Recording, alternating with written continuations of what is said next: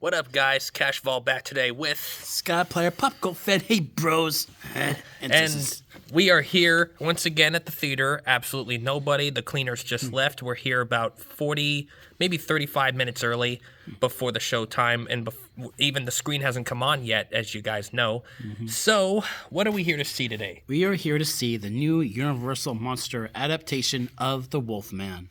That's right, Wolfman 2025. Yeah. So, guys, we're here enjoying our refreshments. We haven't even had lunch today, Almost done pizza. And I also have my own with nice popcorns and sodas to last us through the movie. So, once we are done with this and after the movie, we'll see you guys on the next scene for the review. Peace. Awoo! Guys, Cash back today with Scottiplier. Hey, everyone.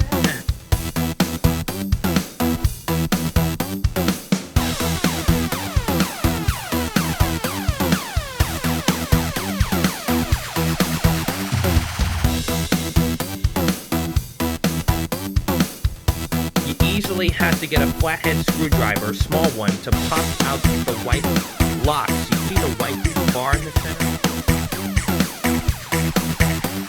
So, welcome back to the review now.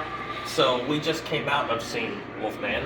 Yeah. And, as you can probably tell, I mean, not judging a book or a movie by its poster or cover or anything, but you can tell the two characters of the mother and daughter here, they were a little bit of an ending spoiler, the only ones who survived at the end.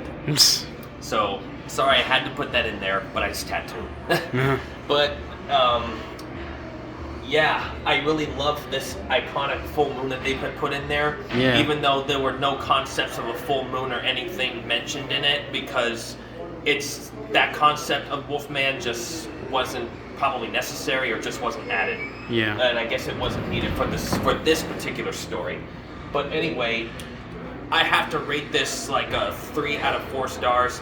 I thought it maybe could have done maybe a little better, I mean story-wise, but I thought the story was okay.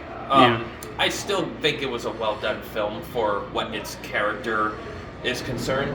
And I kind of like the effects on how they made this Wolfman. I mean, it's not entirely obvious. Like, he doesn't have like a wolf kind of snout. He doesn't have like, the ears. He doesn't have like hair completely all over his body. Like he's a hairy bear or a beast or anything. Yeah. He's definitely looking like a human who's kind of like maybe dying of like maybe leprosy or some awful virus. But anyway, it was a pretty creative look for the costume and the effects department. And as for the story, like I said once again, it's pretty well done.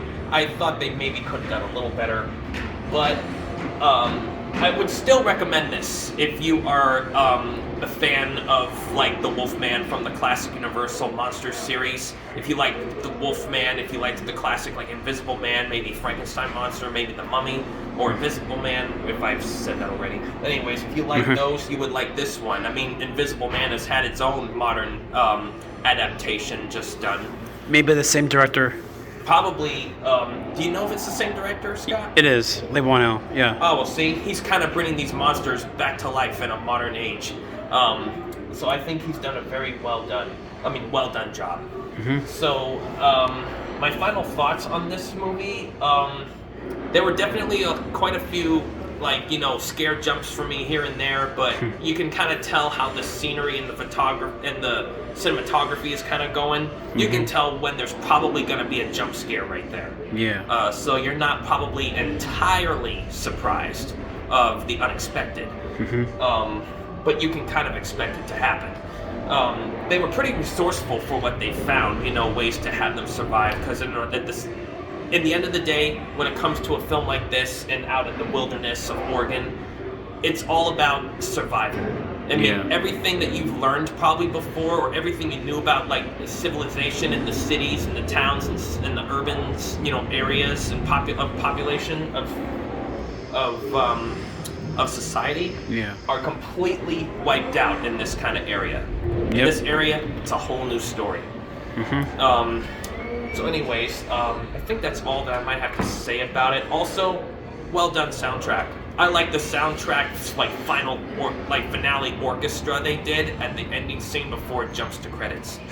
So I think I might have to even download the soundtrack myself. I mean, it sounds like something you would probably like to fall asleep to, or just relax. So I think now I'll turn it over to Scottiplier. Hey everyone, Scottiplier here. Just Wolfman with my buddy Sean, Indian Cash Vault. And this is a pretty good movie to me. I think, like what Sean was saying, I think the story could have been a little bit better. Maybe some things could have been a little bit more explained. But overall, though, I did think it was a pretty solid film.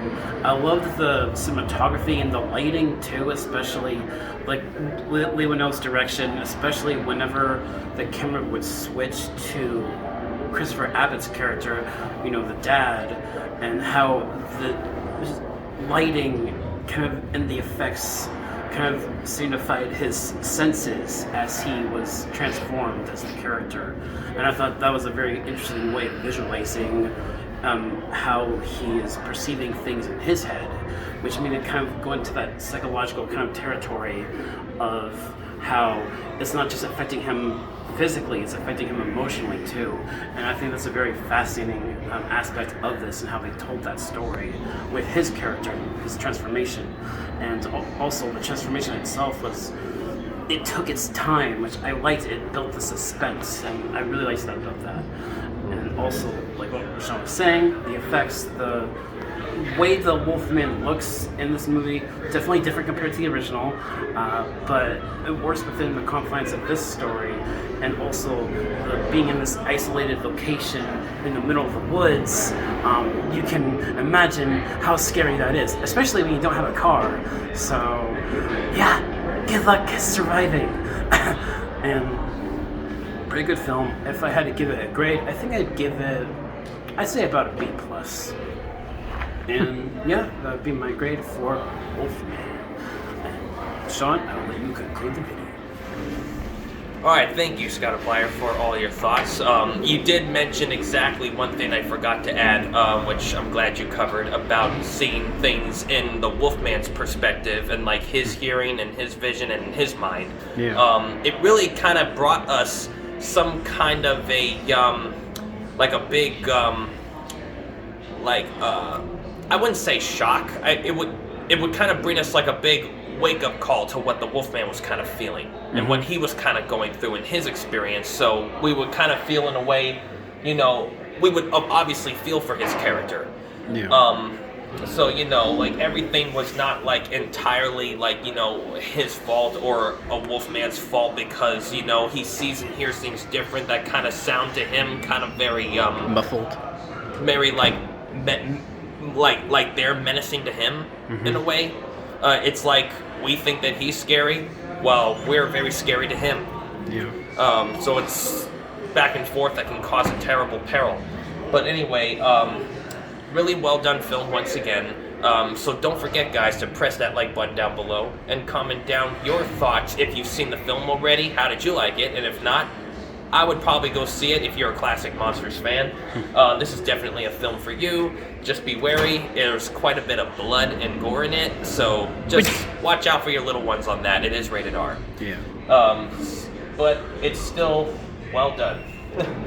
So, I will see you guys on the next video or the next live stream, which I will post more details in a future post. So please stick around for that. And I believe that's all the announcements today I have to say, so Cash Ball out. Oh!